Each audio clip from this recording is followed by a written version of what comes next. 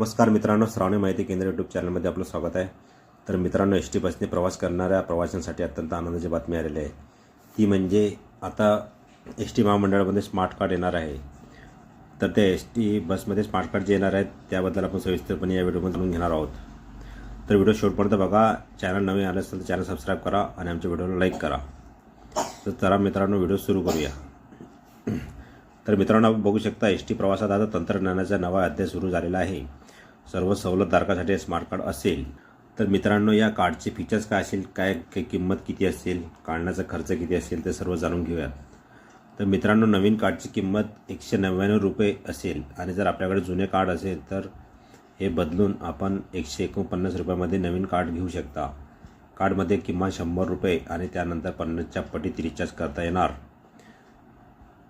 प्रवाशांच्या सोयीसाठी 3000हून अधिक एजंट्सची नियुक्ती केलेली आहे। तसे तुम्ही मोबाईल ॲप, अधिकृत संकेतस्थळ, नियुक्ती एजंट किंवा ETIM मशीनद्वारे कार्ड रिचार्जची सोय आहे। तसे हे कार्ड तुम्ही एस टी महामंडळची बस स्टॉपमध्ये सुद्धा काढू शकतात किंवा यांच्यामार्फत जे एजंट नेमलेले आहेत त्यांच्यामार्फत सुद्धा काढू शकतात।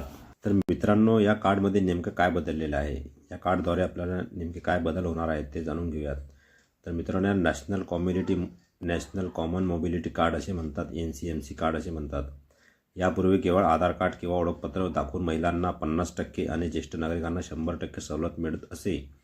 पण आता सवलत मिळवण्यासाठी हे नवीन डिजिटल स्मार्ट कार्ड अनिवार्य असेल। मित्रांनो, हे कार्ड कोणाला मिळणार आहेत?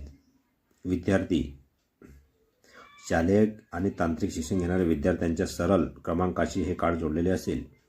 तसेच महिला व ज्येष्ठ नागरिक, महिला सन्मान योजना आणि अमृत ज्येष्ठ नागरिक, 75 वर्षावरील जे नागरिक आहेत अशा नागरिकांना त्यांच्या आधार कार्डशी हे कार्ड जोडले गेलेले जाईल। तसेच मित्रांनो, जे दिव्यांग व्यक्ती आहेत त्यांच्या UDID क्रमांकाची हे कार्ड जोडलेले असेल। तर मित्रांनो, हा बदल का केला? सरकारने हा बदल करण्यास का सुरुवात केली? यामागील आपण कारणे जाणून घेऊयात।